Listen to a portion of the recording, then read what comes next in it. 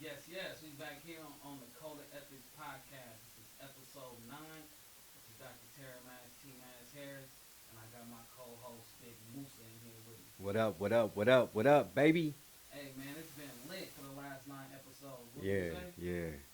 Season 1, huh? Yeah. Almost at a wrap. Yeah, we almost wrapping up season 1, and y'all can look forward to season 2. We got all type of new content coming to y'all, so make sure y'all engage with the page and all that stuff that you know you're supposed to do. But enough of all that. Enough of all of that. We got a special guest in Who here. we with got y'all for him, man? today. Look, we got Fairfield's own Choose Up Cheese. Y'all welcome Choose Up Cheese to the Code of Ethics podcast. Let's get it, baby. Hey, what's up? Cheese, what's up, man? What's up, man? Can't, some more of it, you know what I mean? Yeah, on the Can't real. call it, yeah, I was saying. Another one like the other one, you know. We here. Yeah, I like we that. in this Yeah. motherfucker. Through, man. Yes, Yeah, sir. we appreciate that. It's on the all real. good. It's On the all good. I real. appreciate y'all boys for having me, you know what I mean? Nah, no cap. Yeah. So, what brings you to Las Vegas, Nevada? You know what I'm saying? Business opportunities, you know what I'm saying? Low rent, things of that nature. You know what I'm saying? I had a kid out here, you know what I'm saying? My son was born at Henderson Hospital, you know what I'm saying? That's what's up. Yeah, appreciate it. Congratulations. So, Yeah. yeah, he getting big. He from Vegas. He's a Vegas Yeah, ain't local. nothing wrong with that. You know what I'm Yeah. saying? I ain't mad at that. You know what I mean? You made it out. That's what that means. Yeah, ain't nothing wrong with that. Yes, What's sir. What you like about Vegas? The low keyness. You know what I'm saying? How everything is kind of far. Like people will come here, and even I sometimes like to think that this city is small, but it's really big. You know what I'm saying? Like I'll put in to go to one of my homeboys' house. It's 43 minutes away. Yeah. I'm like, yeah. oh, okay, so yeah, so we kind of stretched out. You know what I'm saying? So Tough. yeah, I like how it's real spread out. You know what I'm saying? And you really don't see nobody that you don't want to see unless you want to see them. That's real. You feel me? Yeah. So. And I like those same things about Las Vegas, man. And just going back to affordability, man. Compared to where we from, the Bay Man. Area, man, and just California. Yeah, in general, California in general. man, Yeah. It's a distinct difference. Just A big very, difference. very, Yeah, and the Very. cost, You do a lot everything. much more with your bread out here. Yeah. than For you sure. can in Cali. for You sure. can live out here. Yeah, you can Yeah. be put up out here the right way. You can fill your tank up. You know what I mean? Come on, Man. gas, Eat next where week, you want to man. eat. You know, Yeah, when you want to man. eat it. Chill at home when you For want to. real. Comfortable. For Yeah. real. We here. Hey, Yeah. so I see you've been doing your podcast thing. Yeah. Yeah. Your podcast Yeah, that's a Call It How I See It podcast. Say it one more time. Call It How I See It Yeah. podcast. Shout out to Call It How I See It. Podcast. Yeah, just because you know how some people be watering stuff down. You know what I'm saying? They'll see something, you know what I'm saying, and they like, the sky is blue, or something like that, and they be like, it's light blue, Nah, it's like calling a spade a spade. You feel me? I call it how I see it. That shit blue. Yeah. You know what I'm saying? Ain't no way around. Ain't nothing around it. So that's It's a all lot it of is. that You know what I'm saying? going on, Just too. call it how I see it. You know what I'm saying? Ain't no no sugar. Call it how I see it podcast. Yeah. Tell Make us sure. some things that y'all focus on there. We do a lot of stuff. We do the sports betting. We gonna kick in the interviews. We kick in the politics. We do sports analysis. We do a lot of different things. We do what's popping on the internet right now. You know what I'm saying, and stuff like that. Yeah, getting them wheels turning. Yeah. We try to touch on all bases of all different types of podcasts in one. You know what I mean? That's the right way to go because you don't never want to be stuck in a box. Yeah. You know what I'm saying?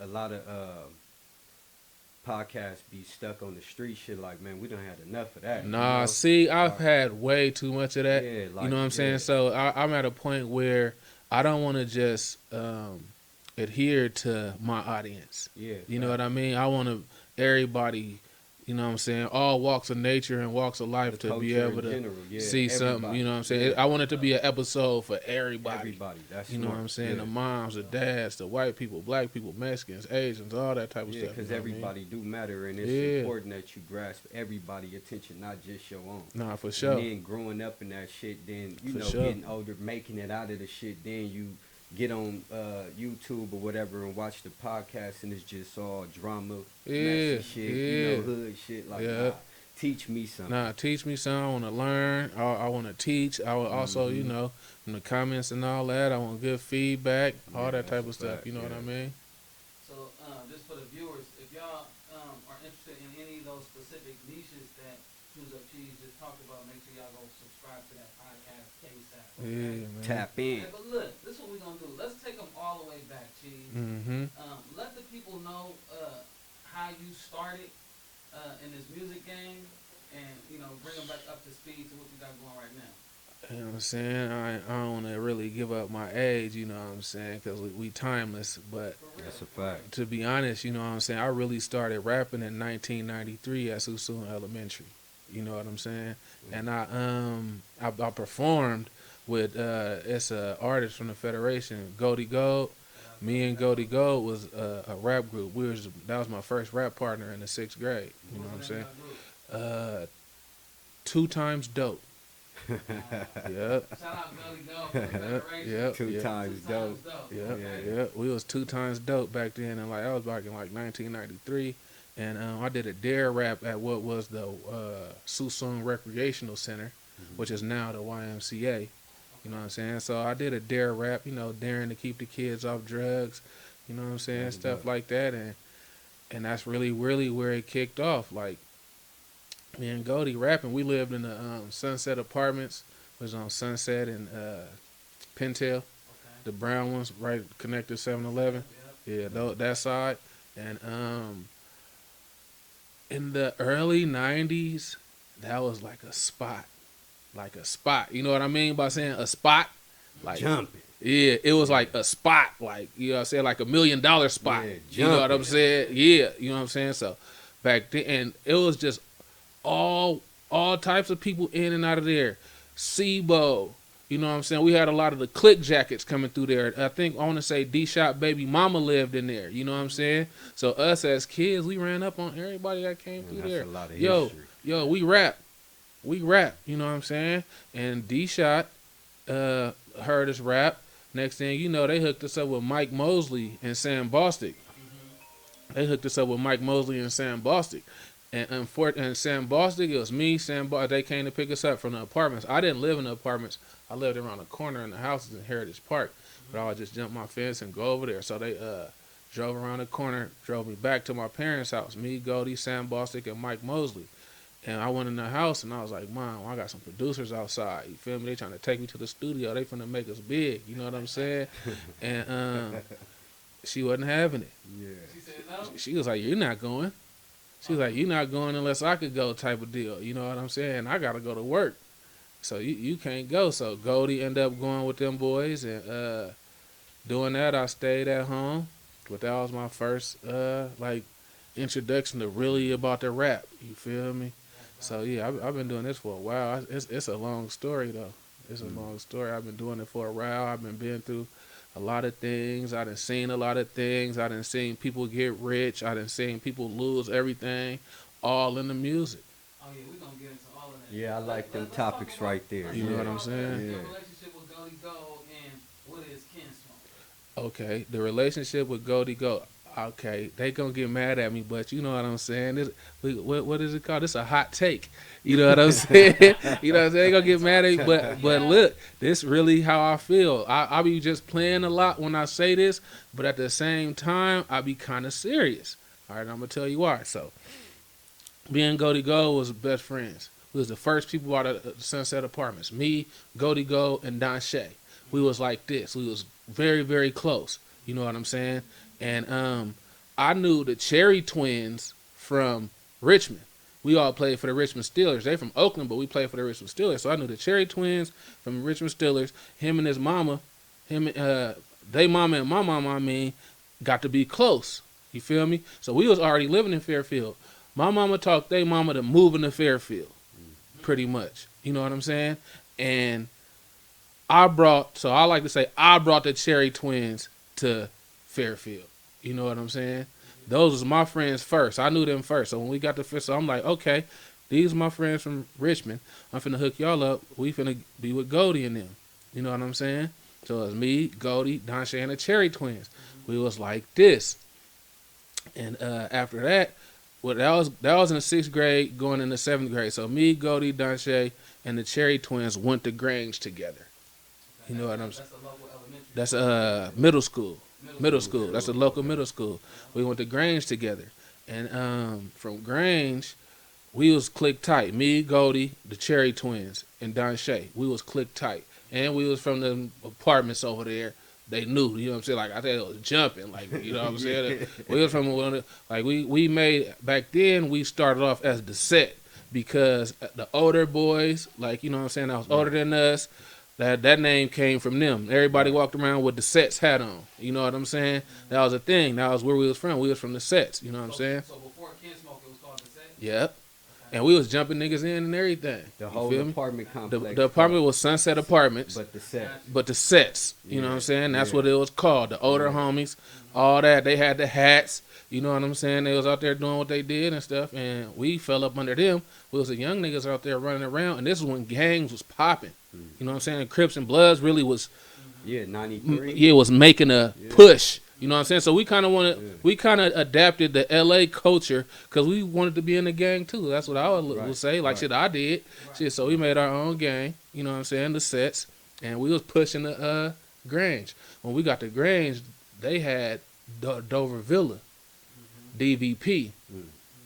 So we instantly started clashing with the DVP, but we all was cool at once. You know what I'm saying? So we instantly started clashing, and I don't want to say his real name, but my first day of school, I had a class with this boy. You know what I'm saying? And we was click tight. You know what I'm saying? And we was so click. Soon as I met him in the first day of school, we was click tight. Nigga, we was like this. So I'm like, okay, this is my homie. This is my first time meeting him. You know what I'm saying? My first day at the school, we was click. By the 4th or 5th day, the teacher was calling home. Hey, Miss Carter, we got to split these boys up. My mom was like, I never met that boy because I had just met him, you know what I'm saying? But by the 4th day of school, the teacher was calling home like, I got to split them up. They too close. So now we going into about the next week of school, the 2nd week of school. We got to say, you know, Danshay, he's always getting into stuff. Always. He's I don't know. We was all the same size. I feel like he had a short man syndrome when we was high head of the group. Yeah. I feel like he had a short man syndrome, but he wasn't even short yet. Yeah. We was all the same. As we grew up, he ended up being the short one. Yeah. But I feel like even back then, he just was crazy. He was a live wire firecracker. You know what I'm saying? And Danshay was supposed to. So long story short. About the next week of school, Danshay, we get to at lunch. They like Danshay finna fight Lil Jazz. Lil Jazz is not the head of the Dover Villa posse or DVP. He was one of the main members. Right. You know what I'm saying, of the Dover Villa posse. So he was really bigger than Danshay. You know what I'm saying? With Danshay, that boy had the heart of a lion. You know what I'm saying?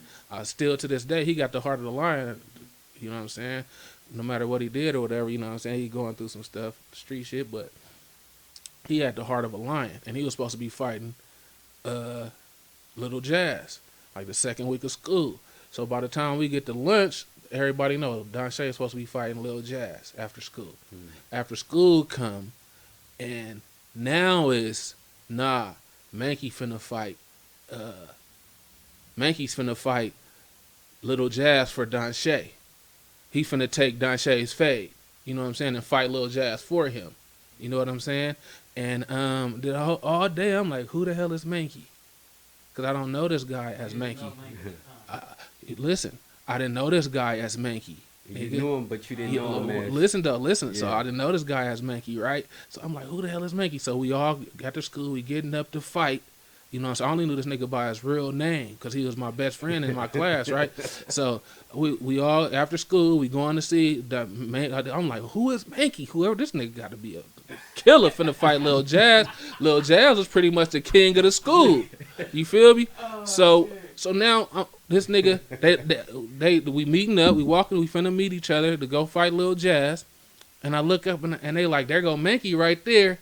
I'm like, nigga, that's Mankey? That's the nigga from the class that I kick it with every day. You know what I'm saying? That the teacher called my mom about, like, we got to split them niggas up. But I only knew his real name. I didn't know his street name. You feel me? I was like, this. Yeah. I'm like, this my nigga. Yeah. Like, this Mankey? This my nigga, for real. And I'm like, oh shit, nigga. Oh, it's on. Yeah, you was high. Yeah. So now we super click tight. I'm like, this been my nigga. And then somehow, I don't know how him and Don Shay linked up. So now it's me, Cherry Twins, Mankey, Goldie, Don Shay. That's the foundation. That's the foundation. Yeah, that's the foundation of Kinsmoke. Right there to answer your question. That's how Kinsmoke started. With those right there, nigga, that's the starting foundation of Kinsmoke. We took that from Grange to high school. We had that nigga Mank at the forefront, knocking niggas out. He wasn't even knocking niggas out. He didn't even have to punch nobody yet. But by the time we got to Fairfield High, niggas knew. Already. Them niggas over there is different. You know what I'm saying? And then Kinsmoke just took off like a wildfire. Took off. Everybody wanted to be Kinsmoke. Everybody just wanted to be Kinsmoke, bruh. It was crazy. We just started after that. Crazy. It was too many niggas to jump in. It was just like, nigga, you want to be Kinsmoke? That's how we was initiated. This nigga Goldie used to go steal the beads and little strings, and he made necklaces with the beads on them, the wooden beads, and he would give niggas those and be like, you Kinsmoke, nigga. So if you got Kinsmoke beads, you Kinsmoke, nigga. After a while, nigga, Kinsmoke beads got banned from Fairfield High. Wow. I mean, I'll put this on my son, nigga. Everybody wanted to be Kinsmoke. Yeah, that's a real move right there. Yeah. School, I'm telling you. On the other side of town, and you would hear a lot about Kinsmoke and the different gangs. Right. And not even gangs, just the cliques. People, in the town. There was several of them too, right? Kinsmoke was probably the largest one. Yeah. So this is where I want to like change the direction of the conversation and talk about how did Kinsmoke become a rap group, or was it a rap group? It's been a rap group from the beginning. Me and everybody rapped. Cherry Twins rap, we rap. Mank was the only person. Mank and Don Shay was the only two niggas from Kinsmoke that wasn't rapping. After that, we met with the Underflow in high school. Okay. You know what I'm saying? Underflow and Goldie knew each other from Vallejo. You know what I'm saying? Like their parents knew each other. And that's how Underflow got brought in. And he was one of the main members also. And everybody rapped from the beginning. But I have no clue. I ain't gonna lie. I know exactly how it happened. Goldie was rapping at the Funky Chicken. So, shout out Chauncey from the Funky Chicken. Shout out Chauncey from the Funky Chicken. So Goldie. The Funky Chicken I was just gonna say that. Like, the Funky Chicken is a record store. Right. You know what I'm saying? I hate this. We showing our age again. They used to sell CDs and tapes and albums and stuff. You know what I'm saying? So you would go to the Funky Chicken for anything Bay Area. They had it. Right. You know what I'm saying? Anything from anywhere, really, they had it. It was just a record and tape store. Like, you know what I'm saying? Yeah, exactly. Nah, exactly. That's dope though.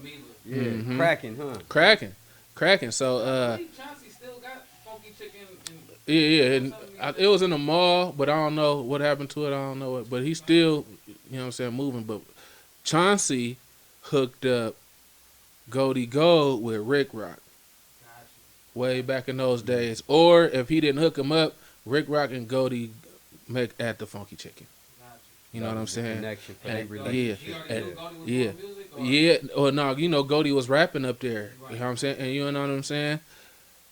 I always said if it was an intergalactic rap battle, intergalactic, nigga, that mean everybody from everybody from other planets and everything. You know what I'm saying? I was taking Goldie to the intergalactic rap battle. Yeah. You know what I'm saying? He was dope. He was the one. He was way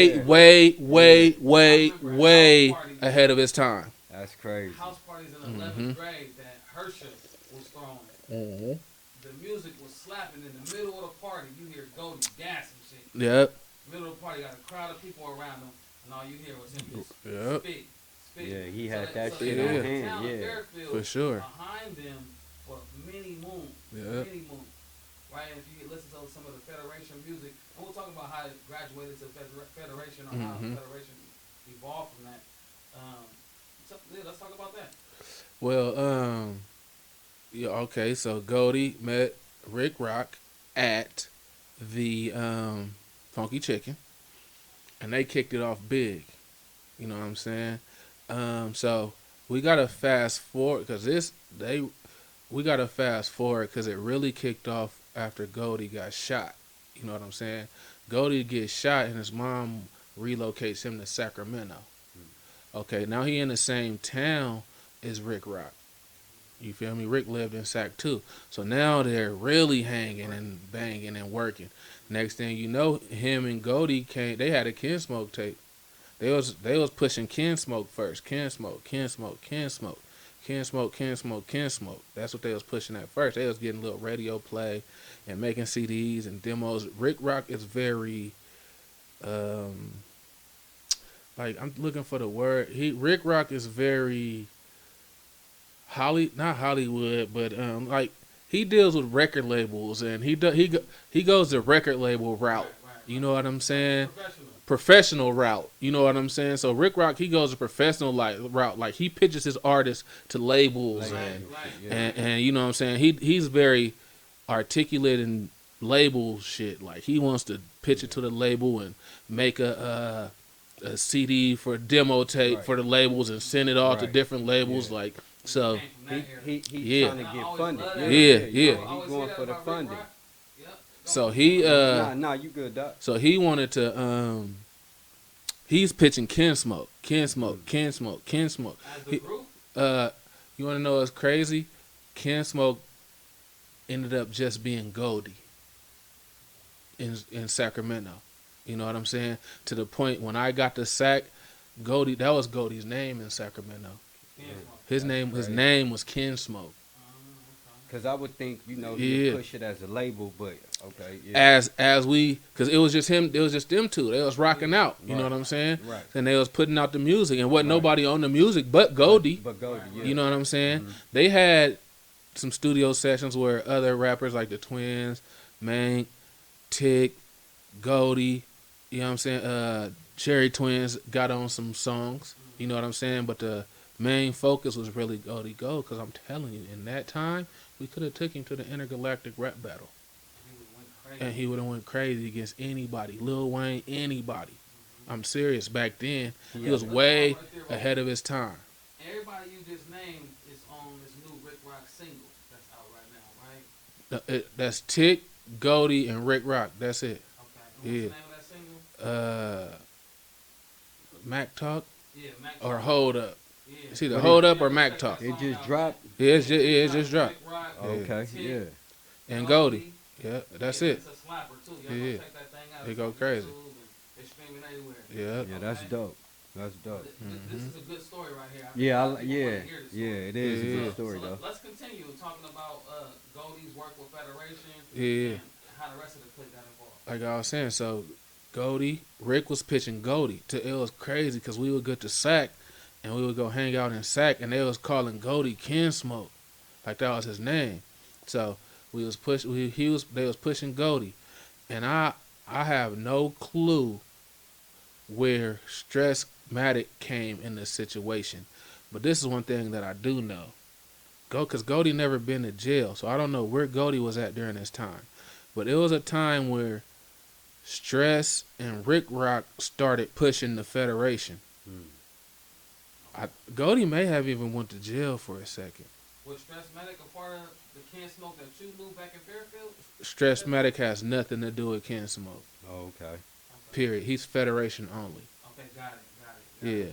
So, Okay, just because they in Federation don't mean that they Kinsmoke. Nah, hell no. two What's the other separate one things. From Doon Coon. Don Coon? Is he Kinsmoke? No. All right, He's so Federation only. Okay, got it. one Yeah. question I do have is how you feel when you got to Sac and you start hearing everybody calling him Kinsmoke. How did you? I was like, that's dope. Okay. I loved it. Right. I was like, that's dope. They call this nigga Kinsmoke. Shit. Okay.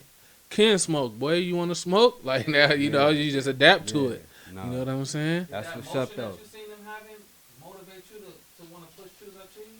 You want to know what's crazy? I was in an identity crisis during those times. What you mean by that, Cheese? I hadn't found myself yet. You know what I'm saying? Because if you know me, I came up a spoiled kid. Like I got both mom, I got my dad. I stayed in a big house. You know, it was we came from the bottom. My mom came from the bottom, but you know, people pretty much only remember back to their adolescence. You know what I'm saying? And as far as back to my adolescence, I had everything. Yeah. You know what I'm saying? I came from. I was a spoiled kid. Ain't nothing wrong with that. You know what I'm saying? That don't make you less. Or Yeah, more, you know what I'm saying? I was a spoiled kid. So just seeing the transition from, you know, the Federation and all that type of stuff, and I was trying to find myself. You know what I'm saying? Like I was different. You could ask like my friends, they was smoking weed. You know what I'm saying? During those times, even though I did end up getting turned out one day, but it happened real late. You know what I'm saying? I was a late bloomer. You know what I'm saying? You didn't Like, smoke weed back then. nah, hell no. You know, I did the. You played baseball and shit. I played basketball. Yeah. Basketball, So you know, I did the. Not even occasional. The 1 or 2 times I wouldn't smoked with them niggas while they was smoking, but during the prime time of the adolescence when niggas is really getting down, I was the one going back to like Phoenix and shit like that and telling them niggas, nah, nigga, y'all niggas come with me to the gym and let's go hoop. Yeah. I'm not coming with y'all and hanging out on the block. Like my mind was different. Like I used to tell niggas straight up, I don't smoke weed. I play sports. You know what I'm saying? Yeah. So it took you a little longer to fuck with the weed. Yeah. Yeah, I ain't gonna lie. Like Mank, he's my best friend. We end up being the closest, and he gets mad because he'll tell the story today. He just told it 2 weeks ago. I'm still mad at this nigga. He didn't smoke with me. He waited till he got to college to go mess with them white boys and start smoking. Yeah, he feels some type of way about that. Because that's when I started smoking. I got to college. You know what I'm saying? And it was just blowing my mind before practice niggas was getting high, and we go in practice and niggas hooping like ain't nothing happened. And that's when I was like, oh, I could smoke and still be dope. You know what I'm saying? That's when I finally realized that, and that's when I started smoking. That's crazy. That's critical right there. Yeah. Prior to that, did you think in your mind that if you smoked, you wouldn't be as good playing basketball? I thought it would fuck with my breathing and everything, and slow my you down, my breathing. But then you know what I'm saying, it really heightens your senses. You know what I'm saying? I've heard that a lot. And as long as you stay running and staying in shape, you can. Every single person in the NBA, NFL, 80% of them niggas smoke weed. You know what I'm saying? And nigga, I didn't know that, but once I got to 20 and 30, I'm like, oh, okay, yeah, I could smoke weed. But yeah, that's what I was saying. Because back then, I want to say, I came up with my name back then. Like I started off as Waniac Guns. That was my first rap name. Waniac Guns. Oh, yeah.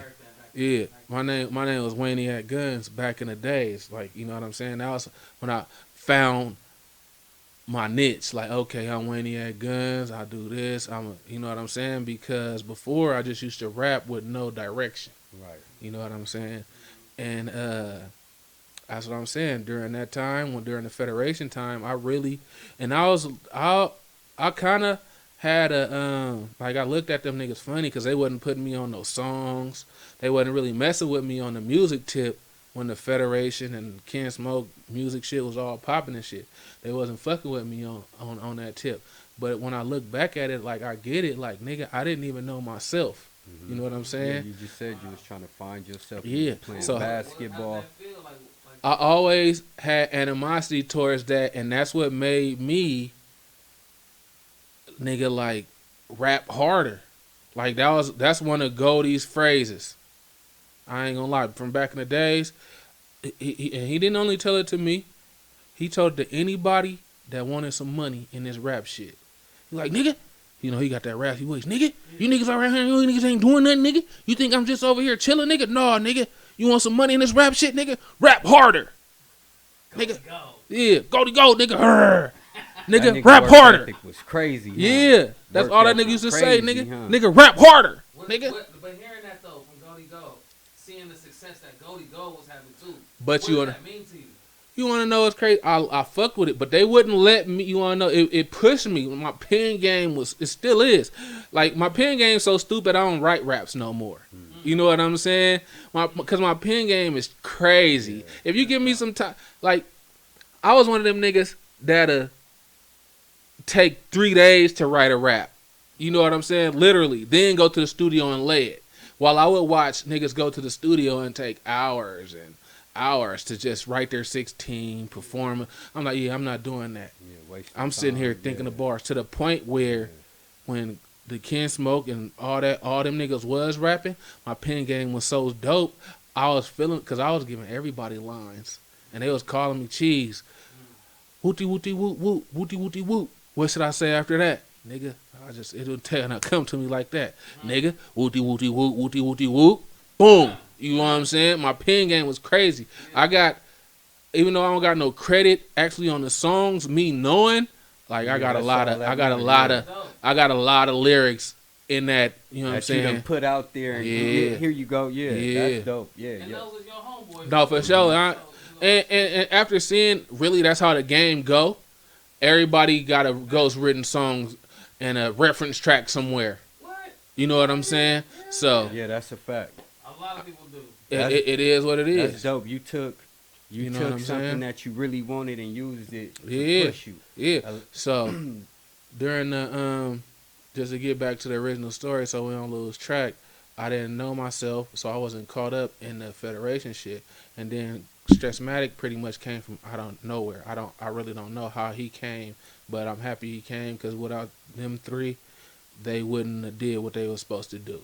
You know what I'm saying? Doom Coon, he's Rick Rock's best friend. You know what I'm saying? So that's where he came from. He ain't even from Fairfield. He's from the South. He from Alabama. Alabama. He from Alabama. He's the original member of the Cosmic Slop Shop. You know what I'm saying? Which is Rick Rock, Doom Coon, and Big Lurch. You know what I'm saying? So, and then Rick, he brought Doom Coon, he brought Goldie, he brought Stress, and then they had Big Kid Boots. Big Kid Boots was a radio disc jockey. He was on the radio. They got him fired. He was dropping nothing but Federation shit on 103.5 He radio. was putting on for his niggas. That's what you supposed to do. Yeah. You He can't was dropping, get mad he was at dropping that, nothing yeah. but Federation shit. You know what I'm saying? Yeah. To the point that he ended up getting fired. But Federation didn't blow up in Fairfield. Federation blew up in Sac. You know what I'm saying? No, just all their pre-hyphy music. They blew up in Sac already. So they on fire in Sac. On fire. Like Rick Rock live out there. They got another movement which would end up being the Rodzilla movement. You know what I'm saying? When Goldie Gold moved to Sac, he down there lived with he go by Maserati Ricky today, Stunner Rick Dick. He lived with him. And so they're close. So now they got the Rodzilla movement with the Kinsmoke movement, and they're pushing together as one with Rick Rock. Then they got Big Kid Boots on the radio. So they got the gang shit of Sac. They got the radio of Sac, and they just blew up. Yeah, they covering every part you need. Yeah, so they blew up in yeah. Sacramento, and they just on the radio all the time. They had, I forget the songs they had on the radio. They were older, like older shit. I want to say it was just like Hood Rat and shit like that. Just like older shit, older party music. You know what I'm saying? And they blew up in Sac, and then, you know what I'm saying, Rick was making beats with 40. They got 40 on the hyphy shit. And as soon as they dropped the hyphy with 40, they got the Bay. You feel me? Like so now that. they got Sac and the Bay. You know what I'm saying? And shit is history since then. At that time, does Choose Up Cheese have any songs out yet? I don't got nothing released to the public. No songs released to the public back then. What's going through your mind at that time? I'm rapping and I'm feeling myself because I've never seen nobody just blow up like this. And these is my friends. And I'm in college during this time. You know what I'm saying? Front row. So now, nigga, I'm doing shit like throwing little college parties, nigga. I'm making flyers. Like, I had a Federation come to the house party. I'm charging niggas for parking, charging niggas to get in. You know what I'm saying? So I'm bringing them niggas into the college life. You know what I'm saying? That was smart. I went to Napa Valley College. Yeah. that This was is smart. community college, yeah, nigga. Yep, and we was pushing from there. I think I brought them niggas to all like the college scene. You know what I'm saying? Because I played basketball like I was on the team. So we had people from Virginia that lived in Napa that wasn't from here. We had niggas from everywhere, deep down, not down south, but like down south California, SoCal. You know what I'm saying? Playing on our team. In the mountains playing on our team. So there was a couple white boys. They had a house with so much land. And us being niggas, we kind of just took it over. Took their house over. Throwing parties, bringing bitches through, doing hella shit. Talk about your first break. Your first big break. My first big break? I would think that my first big break came on Cam Yale. They had I think I was still when he had guns back then too. They had a contest. You know what I'm saying? Send your song in, we'll put you on the radio type of deal. So I came up with this hook. I did a verse. I put a couple of my little niggas on it because I started feeling like I could bring niggas up with me now. You know what I'm saying? I had a couple little niggas. I put them niggas on the song. We sent the song into the radio, and we came in like second or something like that. But they was playing it, so you know what I'm saying? They'll play you on radio once, pump it or dump it type shit. And so we made it all the way until it was just two people, and it was us against them, and we ended up losing. And I feel like that was my big break. After that, I kind of knew I couldn't be fucked with. You know what I'm saying? And that was like when I knew I couldn't be fucked with. My biggest break came, I was one of the first niggas going live. You feel me? It was a Ustream. Yeah, it was an app or a computer program called Ustream. You know what I'm saying? Yeah. And I would incorporate my Ustream with my Facebook back then, and Twitter had just started popping. You feel me? So I was going live, nigga, and I was just freestyling, nigga. And that nigga 40 came because I was free because Cousin Feek, he had already signed Cousin Feek. You feel me? And E40 nigga came into one of them live streams. And he watched me freestyle straight for about 20 minutes. You feel me? Was dope, huh? And he always talk about it. He always talk about how I was one of the first niggas going live. Like I used to. So after that, I hooked up with 40, and I would go like to his shows and shit, and I would bring my computer, and I'm going live on stage at the 40 show. You know what I'm saying? And he was like, "Nigga, you remember you used to bring that computer, nigga? Nigga, we used to go live." Like, nigga, yeah. You capitalized off every situation. Yeah. In every form. Yeah, for sure. Dope. For sure. That's dope. So you're going live. Mm-hmm. 40 hops onto your live. And onto my live. Shit, right? Yeah. When did you get that first call? Talk about that. Like, you want to know what? I feel like my call came real late. But I've been like since 2010, I've been on like 740 albums. Mm-hmm.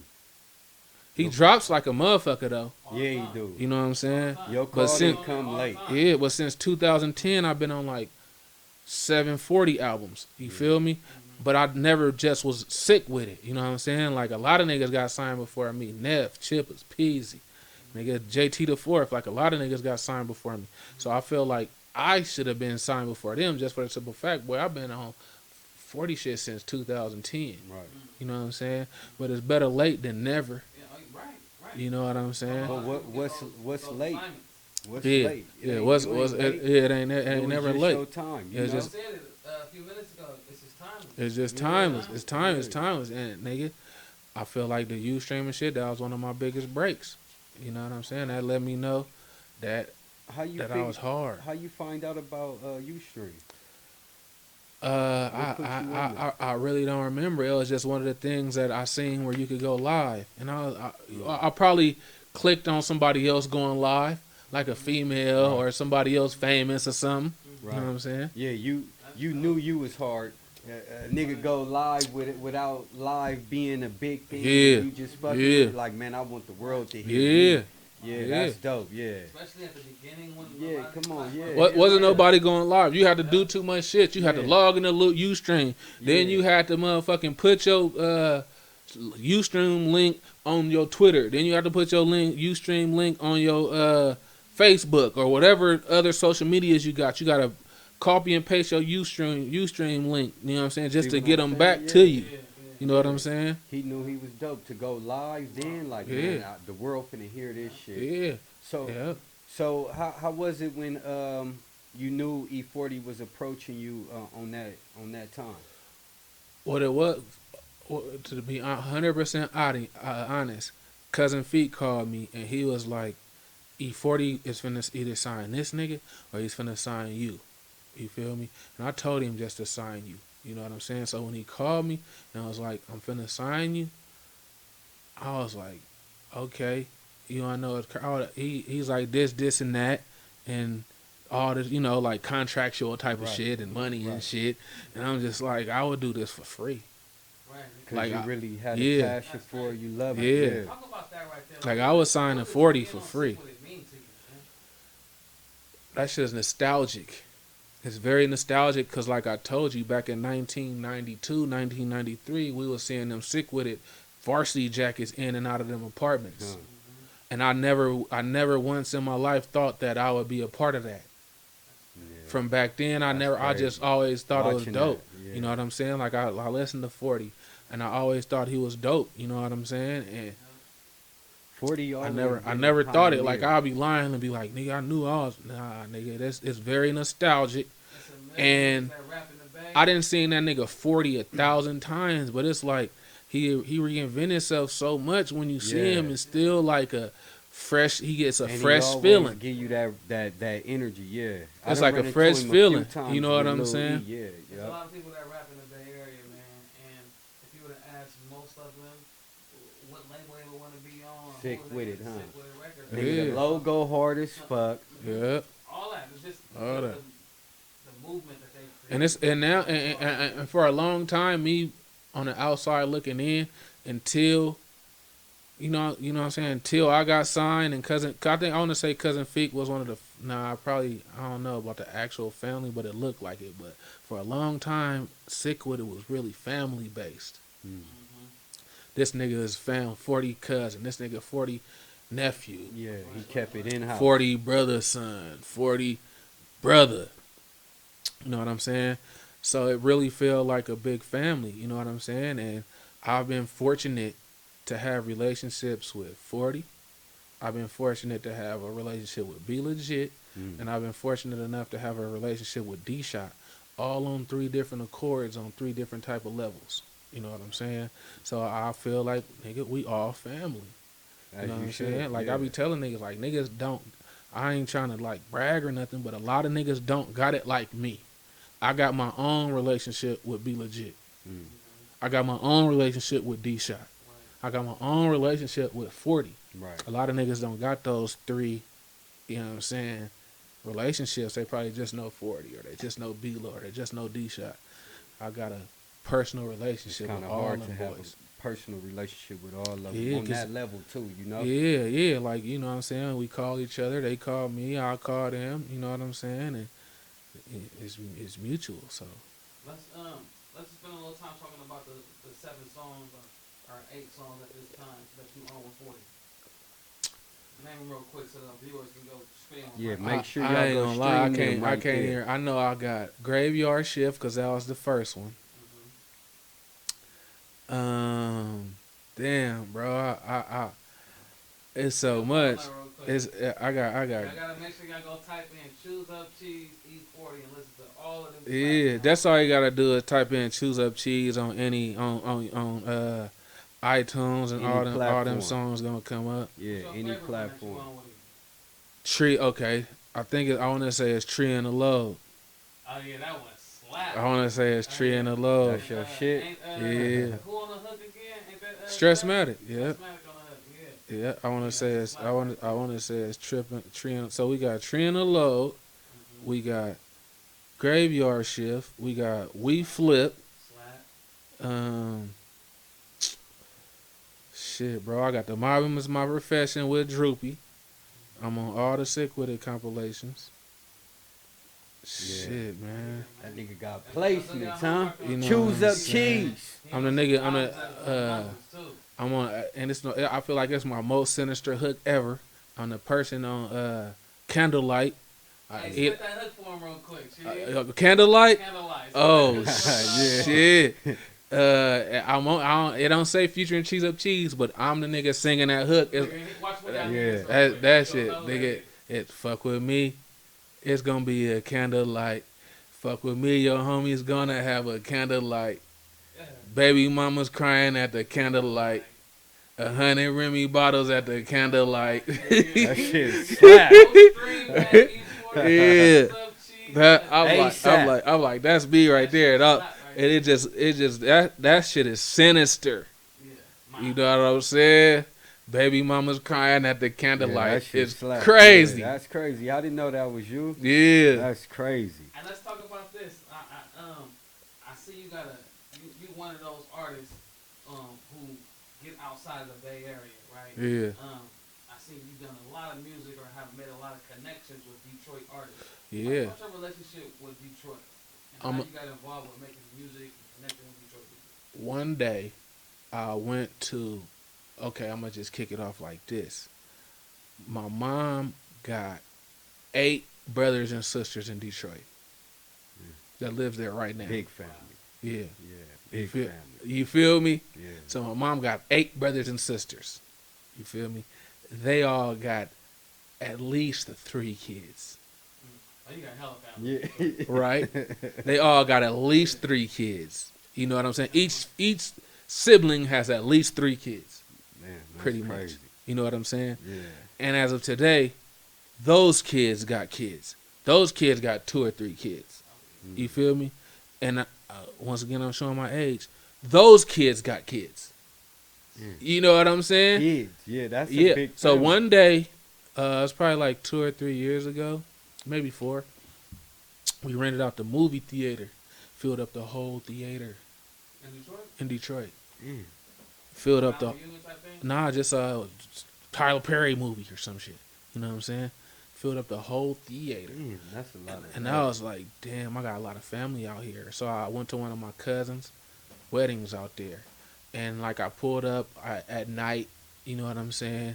And the next morning we had to go to the wedding. You feel me? And the next night we was in a house partying, reception type shit. You feel me? And the next morning I had to leave. You know what I'm saying? And I was like, I gotta see Detroit during the day. I never got to see it during the day. You know what I'm saying? So I went back, hung around, you know what I'm saying?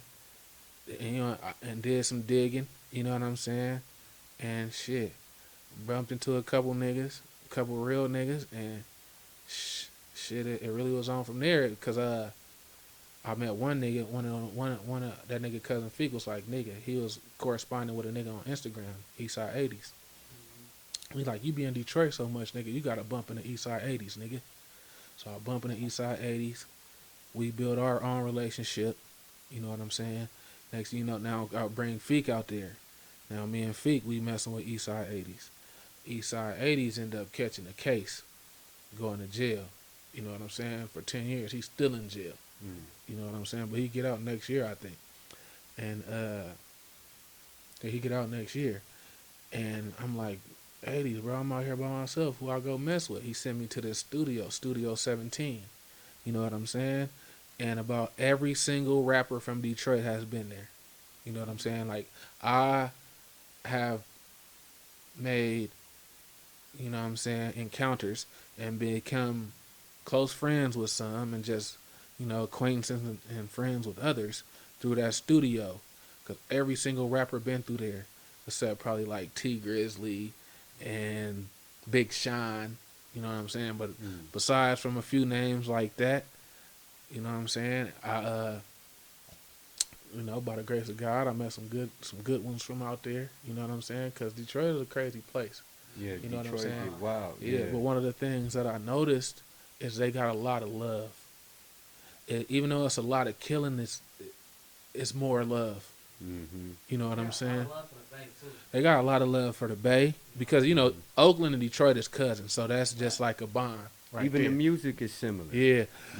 They hate to hear it, but I say the new Detroit shit is old Bay Area mob Man, music. that's crazy. It sounds just like that. You man. know what I'm That's- saying? You hit that shit So- on point. Like if I hear Payroll Giovanni song, Yeah, sound yeah. like, oh, the click Yeah, You yeah, exactly. Halo So, and them and used to me, slap too. the new Detroit Still do. music is old Bay music, and they won't give us our props. You know what I'm saying? But who needs props when you know? Yeah, nah, yeah, You know that's what a I'm fact. saying? We're gonna have And, to. Each area fucks with each other. Yeah, we fuck with them. Because it's crazy because we spent off into some other shit. You feel me? They're doing our original shit, and we like, oh, that's our original shit. Now we're back to that, which making it look like we bit off Detroit. That's funny you said, yeah. You know what I'm saying? When we is kind of the originators of the mob shit, gangster music, hustling music. Go back to E40, nigga, triple, you know what I'm saying? 36 zips on the triple beam scale. Burn the duct tape, keep all the yell. Nigga, that's like some old school, like that's pretty much all that the Detroit niggas is hollering these days. You know what I'm saying? They're spitting that same kind of rap on these mob beats, which is old school bass shit. Because they got a lot of Cali flavor too. You know what I'm saying? I bet you a lot of them will say that they inspired by E40 and the click though. No, for sure. E40 always out there doing shows. For sure, I didn't like going to shout out to my nigga Skis. He one of the niggas that told me like, nigga, before I knew you, I was listening to y'all shit, and I one of your verses I fucked with on a 40 album. You know what I'm saying? Before I even met him, but now that's like my brother. You know what I mean? Detroit like in September, like 3 months ago. Shout out Detroit, man. And I'm on 7 Mile. I think You hit me? I hit you on IG after this, but I'm on 7 Mile randomly, just totally randomly on 7 Mile. I'm at this little Kango shop, grabbing a Kango. Not this Kango, but shout out to my boy Cali Black. Shout out to Cali. Yeah, Cali Black, man. That's my dog. That's my baby, man.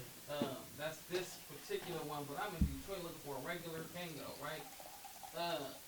And I'm on 7 Mile just chilling, wrapping the car up and shit, and an OG drives by on a Harley. Slap and chews up cheese. Oh yeah, you hit me. You hit me. That's crazy. You hit me. You told me. That's crazy. Yeah, you gonna know your. I don't know what song it was, but it was. You even said your name in the verse. As, you know what I'm saying? During intervals, that part of the song as he was passing by. That was some shit Cousin Feek taught me. How you felt about like, damn, I huh? had to hit him on Instagram. Yeah, immediately. He hit me huh? for sure. I was like, what the fuck? Yeah, that's some shit. I didn't know, because I would see that you made a lot of trips to Detroit. Yeah. I seen you even did a couple videos out there, didn't you? Yeah, hella. Oh yeah, Hella. okay. Hella music We're gonna videos. have to go out there with you and get a vlog for the podcast. Yeah, that'd be dope. Any like I said, like I got a lot of rap friends from out there. Yeah. You know what I'm saying? I seen them, and you want to know what's hella crazy? You know what I'm saying? And it's just a God honest truth. Another hot take for y'all. I used to be in that studio, and used to be like, yeah, this music's not making it out of here.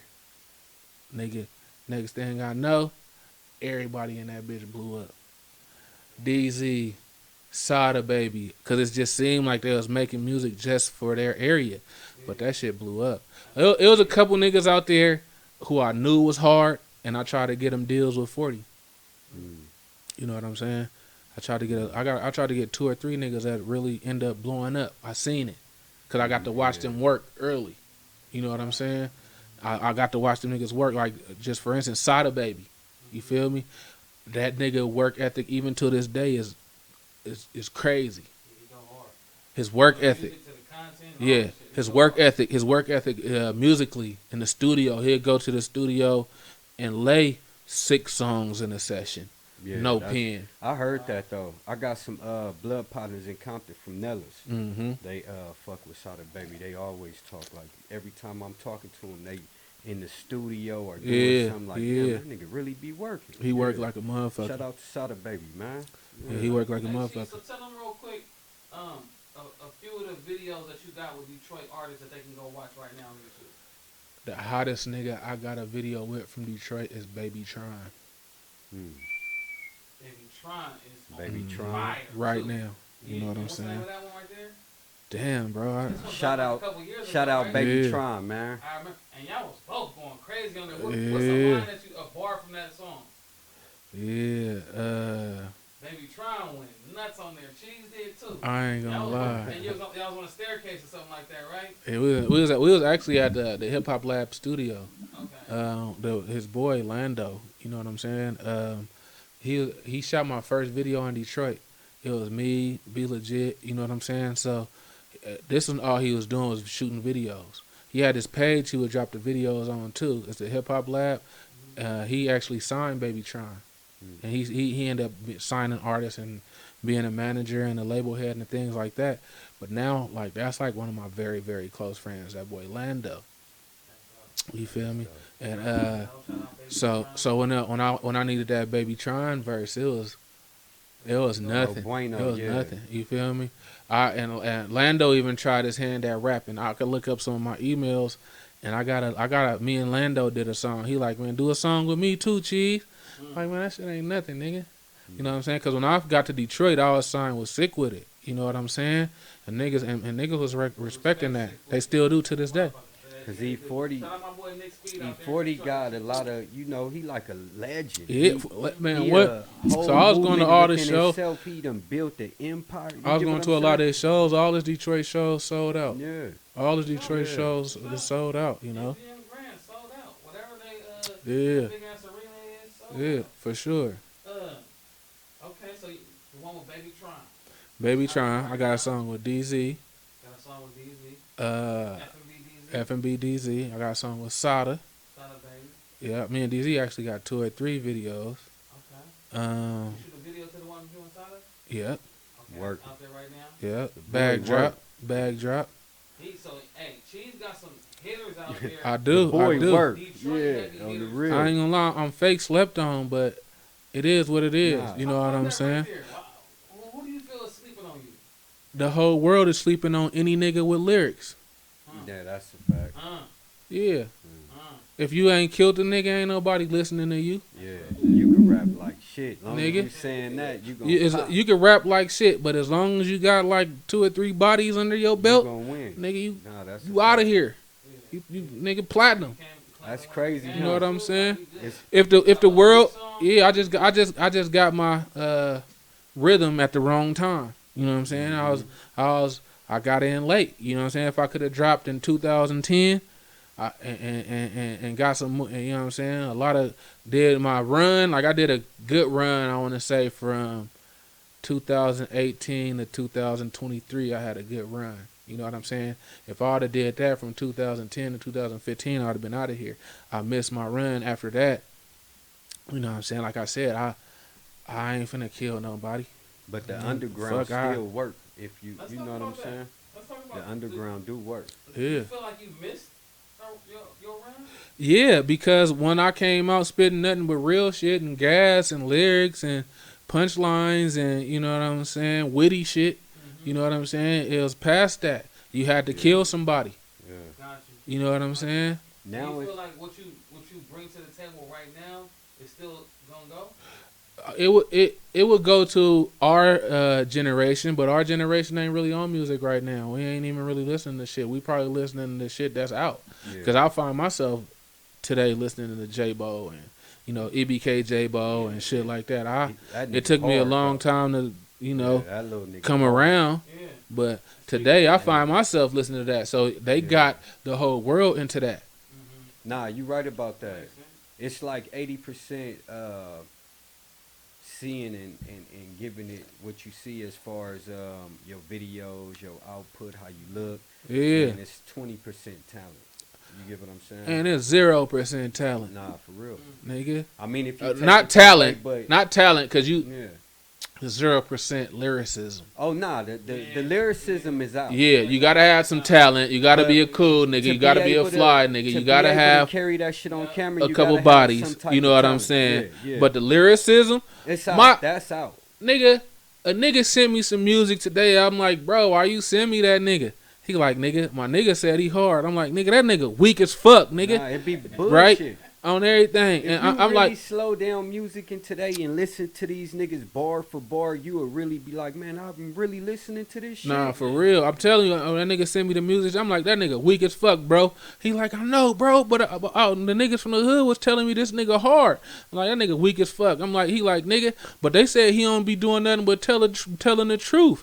I'm like, so now all you gotta do is tell the truth and you know what I'm saying, about killing niggas and all that kind of shit, and that make you dope. Nigga, you is weak as fuck. Yep, they want to listen to that kind of shit. But they, you know, the whole play detective for your lyrics. That's a fact because Man. they really setting your ass up right to Rico. For sure. That's I came from that lyricism shit, nigga. Yeah. Nigga Jadakiss, nigga. That's real Fabulous, rap. nigga. That's real nigga, rap. Real lyrics. Yeah. Lyricism. Jada you know what I'm used to saying? kill shit, huh? Rap and real rhyme. rap, Just to bring it back to our side, nigga. Rap and rhyme. Yeah. Nigga, that's who I came up off. Rap and rhyme. And when niggas was really gassing.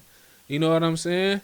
That nigga Rap and rhyme probably the hardest nigga from the Bay until E40 got his little, you know what I'm saying? E40 and Rap and rhyme. They E40 can't be fucked with. E40 can't be fucked with, I'ma but keep it our clean. Rap and Rhyme is one of the niggas that I. Man. Yeah, but he was hard, huh? Seagram was hard. My Seagram was pops, hard. we used to ride around listening to that shit. On the real. Seagram was hard, but niggas wasn't bringing that lyricism like Rap and Rhyme. No, I can't think of a nigga. I can't think of a nigga that was bringing that lyricism like that. Recipes to them both. Yeah, recipes to Rap and Rhyme for sure. Dope ass And artists C. back in the day. And C, yeah. I fucked with Sig for sure. Sig for sure. Okay. So, Mhm. you know, you've done a lot of music. You got a lot of fans and stuff that's interested in Yeah. what you got coming next. What do you got for your fans? You know what I'm saying? I feel like it's never too late as far as music go. You know what I'm saying? And I ain't really been rapping and dropping bars like that. I've been focused on being a family man and fucking with my son and things of that nature. But I'm finna bring it back to the mic. And when I feel like when I do come back to the mic, it's almost time for the lyricism to come back. Everything come back. Nah, you see True Religion coming back. You see everything coming back. You know what I'm saying? And I'm personally from that D-boy era. You know what I'm saying? I've seen a lot of real D-boys coming up in my life. You know what I'm saying? Like, when I would go outside in Richmond and shit, because I was born in Richmond. I moved to Fairfield when I was about sixth grade, something like that. But like I tell people to this day, I'm a Fairfield nigga. You know what I'm saying? I forgot every Richmond thought or memory I had. People got to tell me, Cheese, boy, you remember me? I went to school with you in Richmond. I go, oh, okay. I forgot all my Richmond memories, nigga. All of them. You feel me? I'm a Fairfield nigga. You know what I'm saying? Even though a lot of Fairfield niggas make me mad, and it's like I see what the bitches be talking about. Let's speak on that real quick. You know what I'm saying? I see what the bitches be talking about. The bitches like Fairfield niggas boosie. Fairfield niggas this. Fairfield niggas that. And I see what the bitches be talking about. I understand. I don't fit that cliche. You know what I'm saying? Nigga, when I go back to Fairfield, them niggas be looking dry and dusty and boozy, nigga. You know what I'm saying? On everything I love. So I get. Some tips real quick. So I want to say be you. You gotta be you. You know what I'm saying? So if you not a street nigga, don't be in the streets, I guess. You know what I'm saying? If you a square, be a square. You know what I'm saying? If you a dope fiend, be a dope fiend. If you a player, be a player. That's the only advice I could give a nigga is to be you. I feel like it's too many niggas trying to be things that they're not, which is making us look boozy. You know what I'm saying? Because like we've been speaking, I'll be in Detroit. I'll be out here. And I'll be in Fairfield. And when I get back to Fairfield, I see what motherfuckers and niggas be talking about. Like, these niggas boozy. I just had a bitch tell me the other day, nigga, I was in the Answer. This is her words. Nigga, I was in the Answer. You know what the Answer is? Okay, so the Answer is a new club out there. It's a bar. You feel me? It's on East Tabor and Walters. It's the old Cloud 9. It's across the street from the AMPM. It's a new gas station with the Fat Burgers. Across the street from that too. You know what I'm saying? So it's called the Answer. It's a bar out there. And the bitch was telling me I was in the Answer, and it just was all bootsy niggas in there. You know what I'm saying? It don't look like one nigga in there got no money. You feel me? Yeah. And when I say that, and saying that to say, that's what I get. Like, I see what the bitches be talking about. I get out there, them niggas can't dress. You know what I'm saying? Niggas on hella powder. Niggas doing hella drugs. Niggas just ain't players. You know what I'm saying? Niggas just ain't players. Like, nigga, we players. We Fairfield niggas, we players. You know what I'm saying? I like to say that we intelligent thugs. You got some ignorant niggas. Yeah. And also, this is some other free game. Like, I be telling myself, I could be totally wrong, but it's just shit that I be telling myself. Like, it's a thin line between ignorance and gangster. No, that's a fact. Keep telling yourself that. That's a fact. You get what I'm saying? It's a thin line between ignorance and gangster. Just because this nigga didn't went and did some, shot up a house or did this or did that don't mean he gangster. He's just ignorant. That ain't gangster. You get what I'm saying? So it's a thin line between ignorance and gangster, and niggas need to understand that. Yeah, and you gotta understand That's all. too. Some of the shit that go under gangster is really gonna go under being a man. Yeah, but you get what I'm saying? For sure, a lot of gangster shit go up under being a man. You know what I'm saying? It's the code, and it wobbles. You know what I'm saying? It's a thin line between ignorant and being gangster. Society, but it should never wobble. It should never wobble. Yeah, it should never wobble. Have either or. Either you this or it's that. just that you got niggas looking at a nigga that did some ignorant ass shit as being gangster. Nah, you right. You right. You know what I'm saying?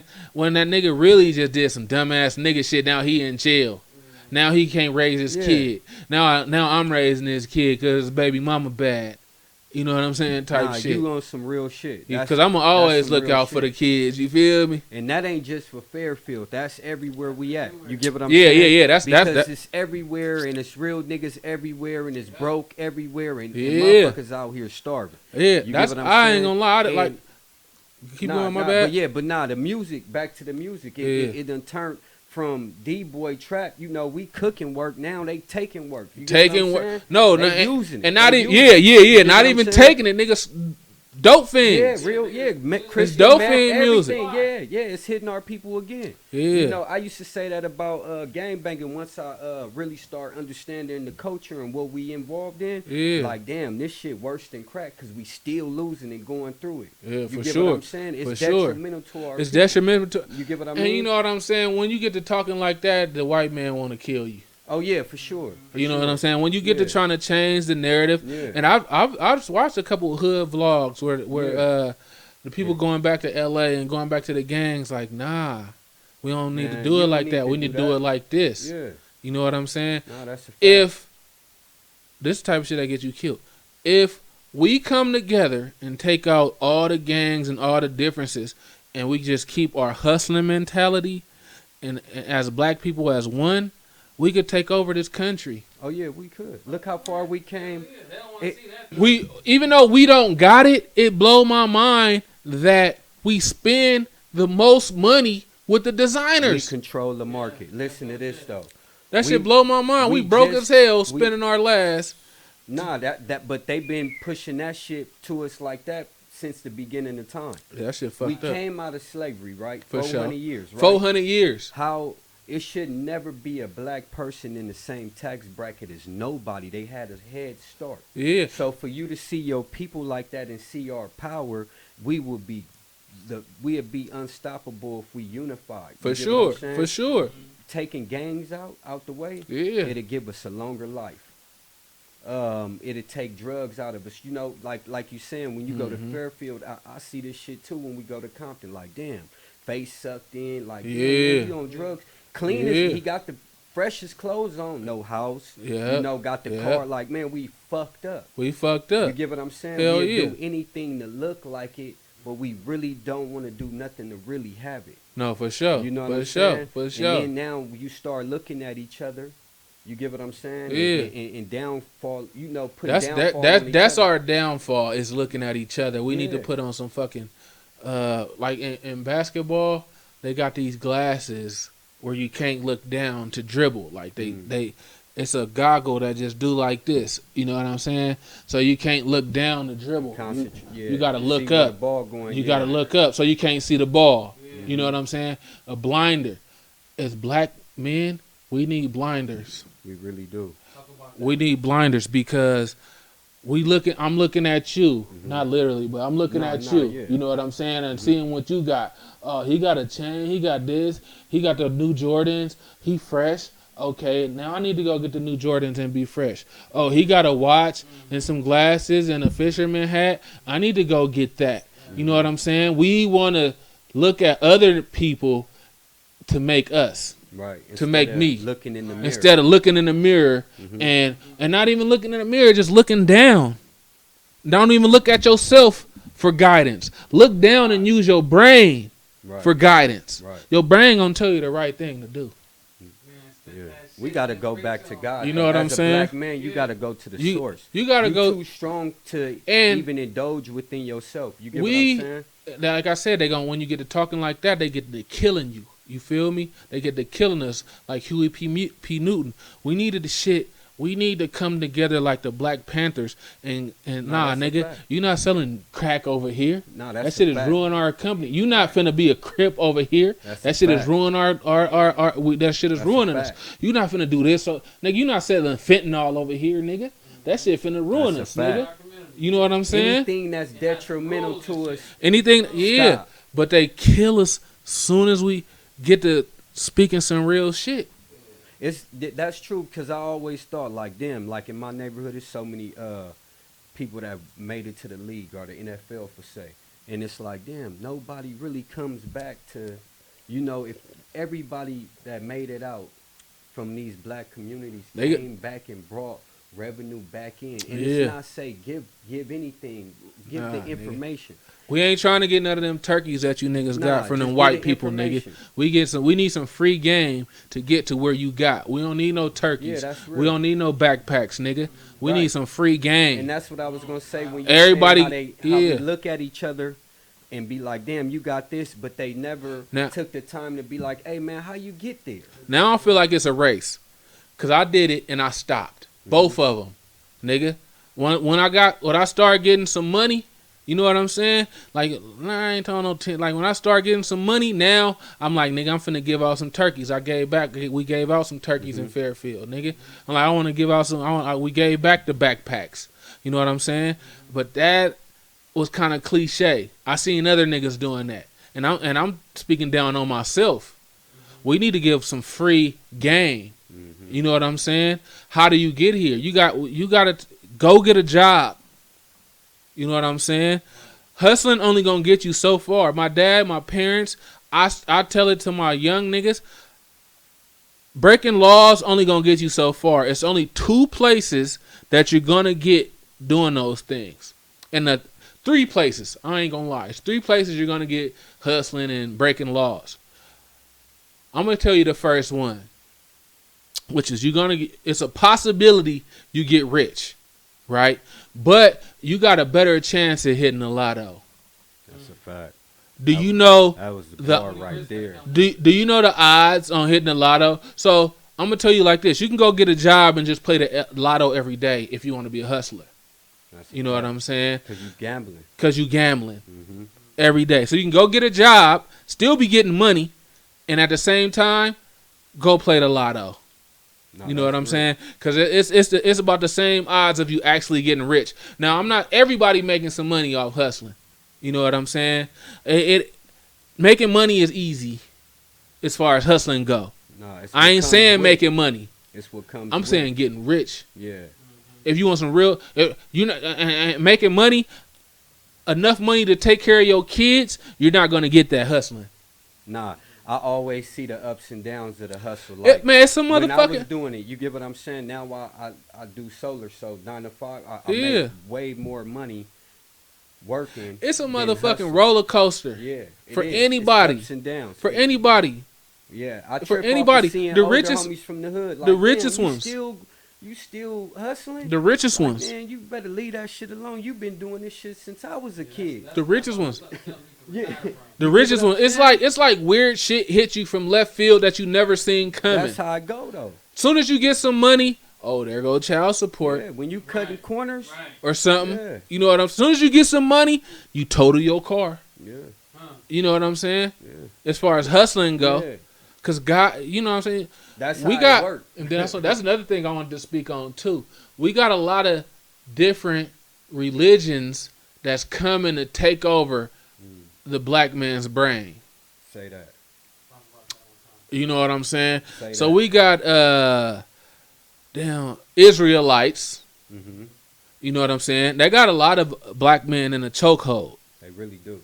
You feel me? Really The Israelite movement got a lot of black men in a chokehold, and I'm not taking nothing away from it. You know what I'm saying? I'm not taking nothing away from the religion, but what I'm saying is we need to push as one.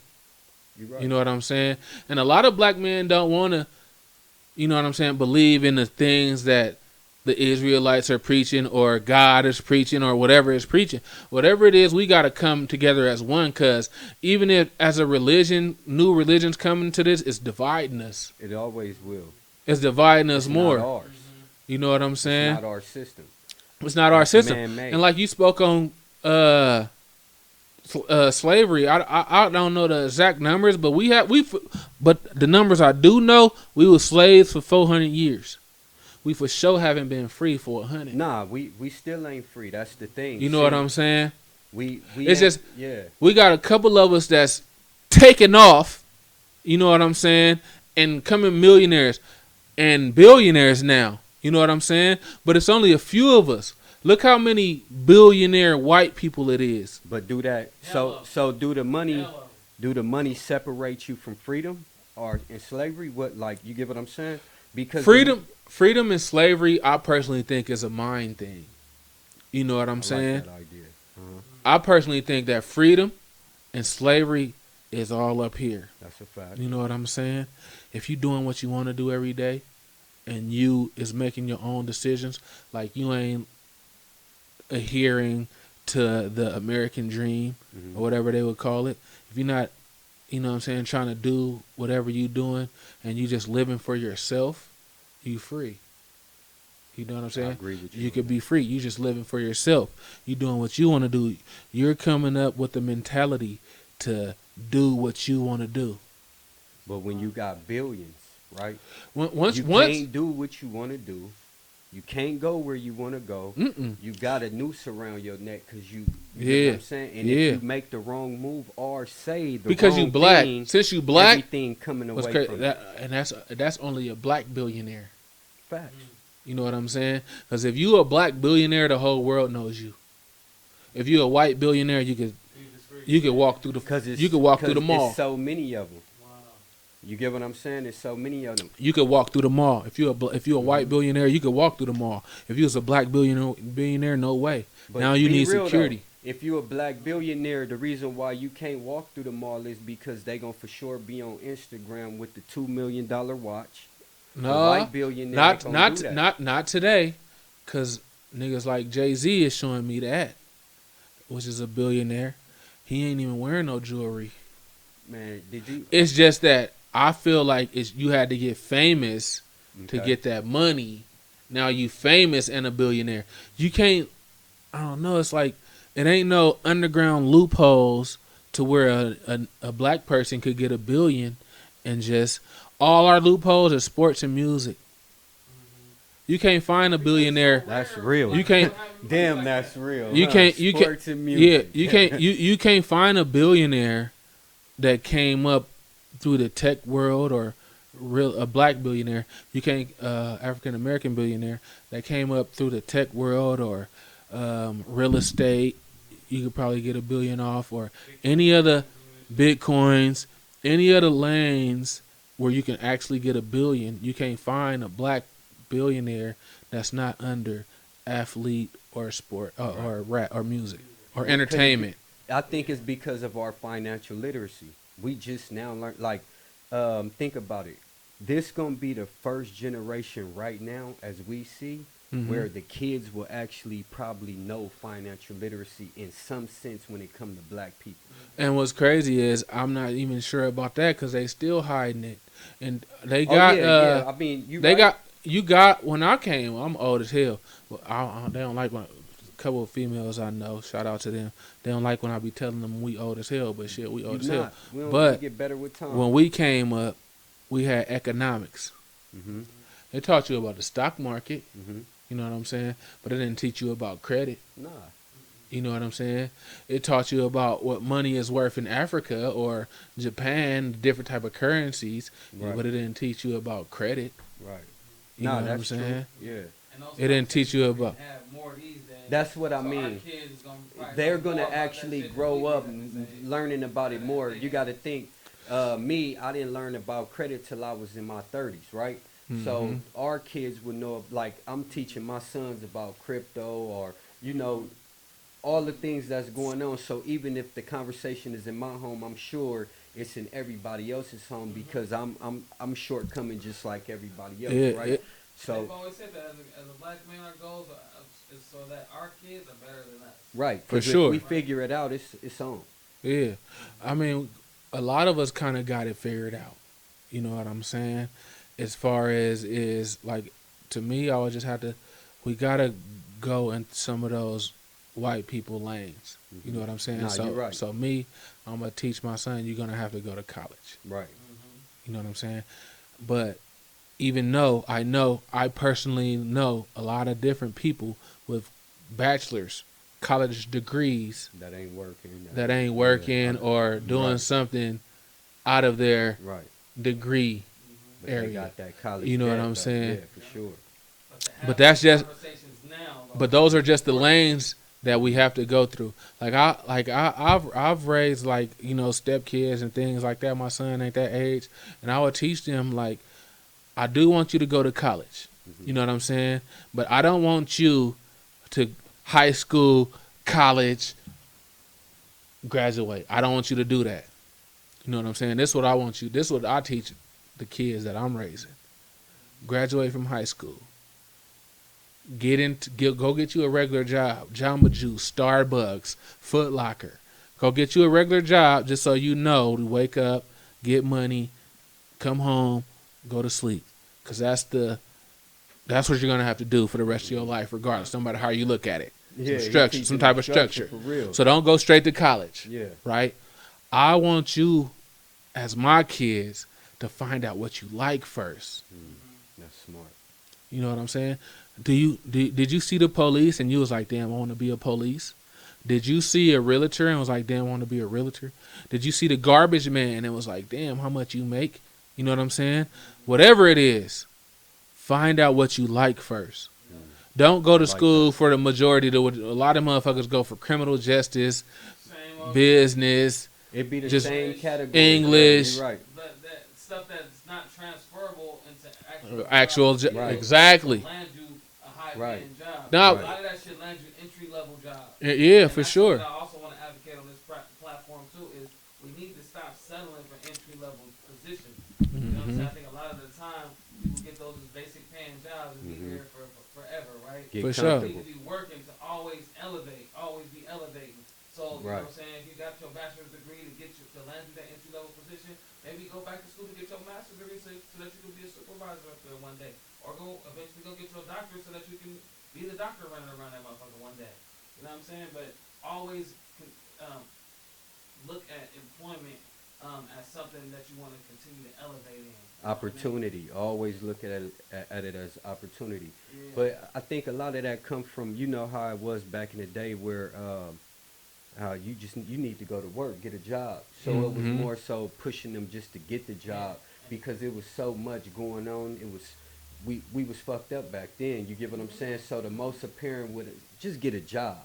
Yeah. And then too, another thing, they were pushing kids out at 18. It wasn't stay at home, think about what you want to do. Let me help you and assist you with that. What do you really want to do? And we'll get behind that and push you forward, because that's how I am in my home as well. You get what I'm saying? Like, hey, stay here before I feel comfortable for you to be out on your own, because now we just, you going to fall. I feel like that was just an African American thing. You know what I'm saying? That's what I mean. A black thing. As soon as you turn 18, boy, you gotta go do something. Yeah, it Nah. shouldn't have been like that. Yeah, nah, stay in the nest, and figure this out. Mm-hmm. Yeah. You know what I'm saying? Mm-hmm. Stay in the nest and figure this out, because it's a big world and so many different things that you could do. It is. And for the young folks who out there considering college, one thing I want to advocate for is think about the ultimate job that you see yourself having, that you see yourself retiring from. And then see what the qualifications are, the educational requirements is for that particular job. So if you want to eventually be a brain surgeon, look at a job posting for a brain surgeon and see what are the educational requirements.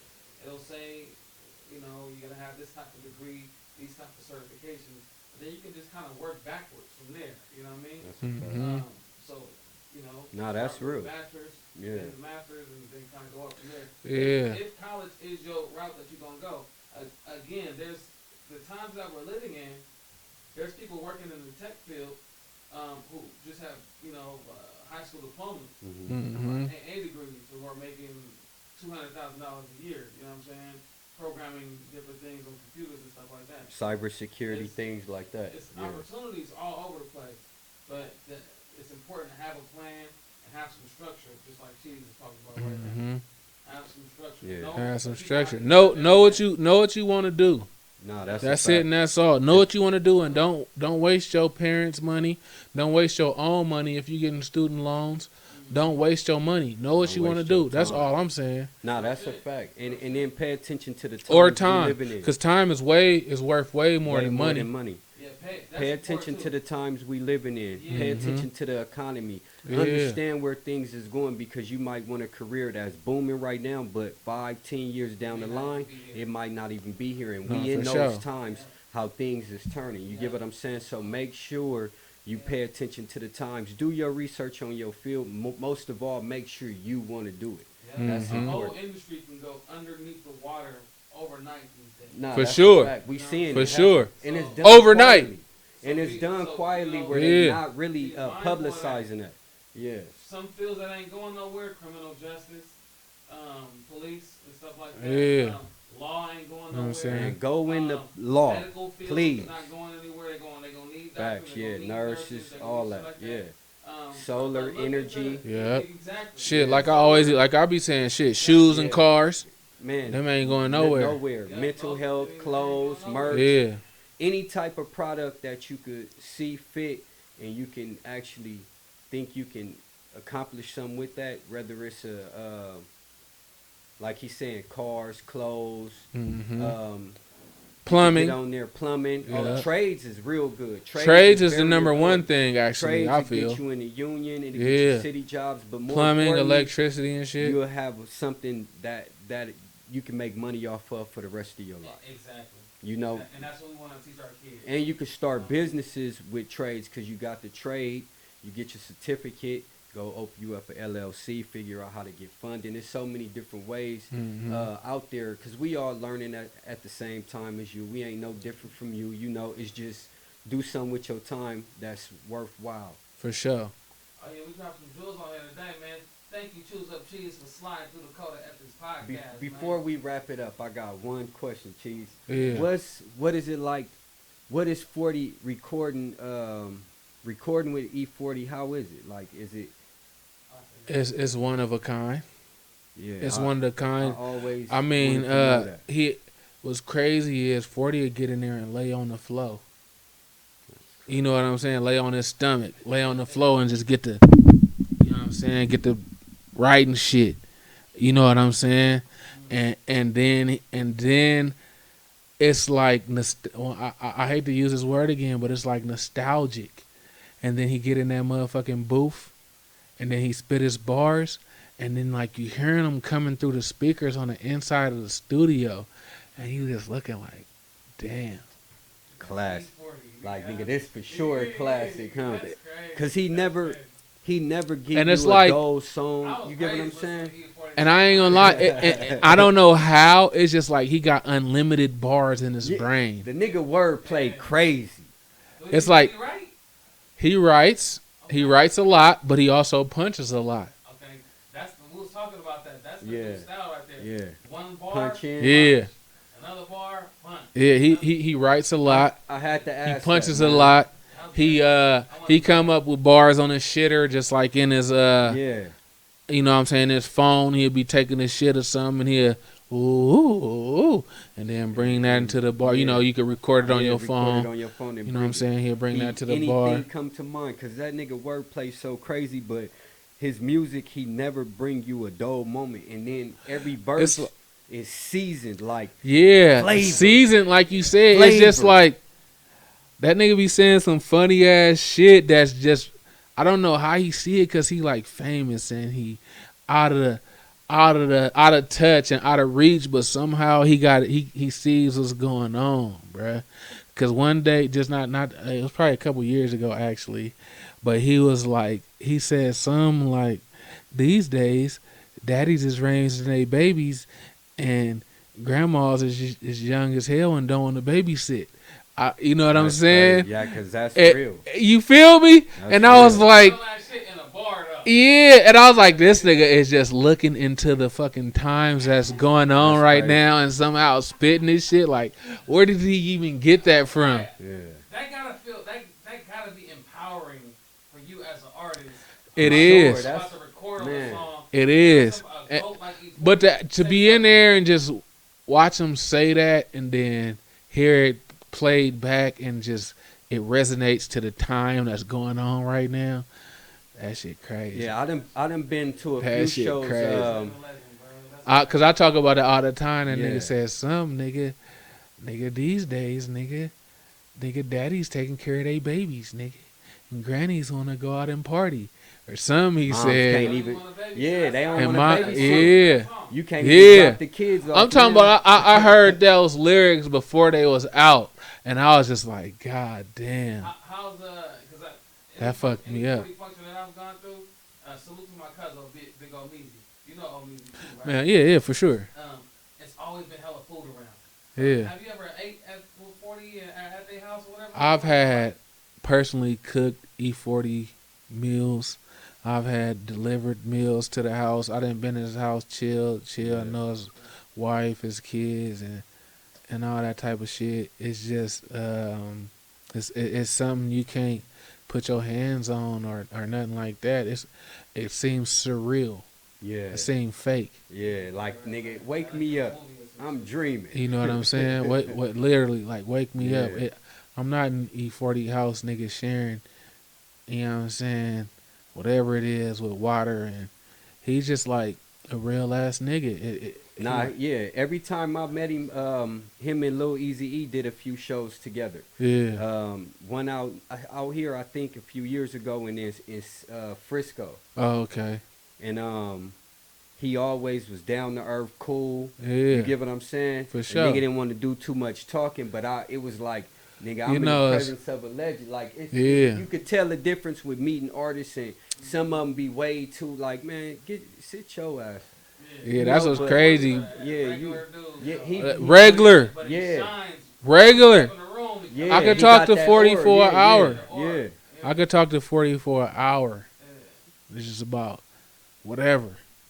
He know exactly what's going on. He's hip to what's going on in the streets right now. He don't miss a beat.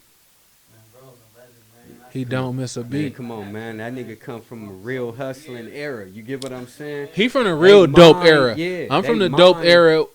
I'm from the dope era that watched the dope era. Yeah. If that makes sense. Yeah. But he from the He real. from the dope era. You dope come era. outside, 5 G's in an hour. It's Mhm. boom. It's Booming. booming. Yeah. Yeah, sure. that's crazy, man. Yeah. Hey, shout out to Choose Up Cheese, man. Sick With It Records. You know, Hell yeah. whole Bay family, man. Hey, we Yeah, appreciate man. you, Code of man. ethics, all that. Yeah, code You of know what I'm ethics, saying? man. We right here, man, with the doc. We in here, man. Hey, Cheese, let them know one more time where they can come check you out online at. You know, choose up cheese on Instagram. Choose _up_cheese on Instagram. Choose up cheese is on Facebook. You know what I'm saying? You know what I'm saying? I'm like Mac Dre. You know what I'm saying? Hit my DM. You can get my number. You know what I'm saying? That's some real shit. I'm Somebody you could reach out and touch. Yeah, you know, I'm you doing tryna everything. Network, do something, man. Go check them songs out on all streaming platforms. Mm-hmm. Yeah. Hey, y'all make sure y'all hit that like, comment, and subscribe. We out of here, man. Peace. Yeah, man. One love. Yeah, that's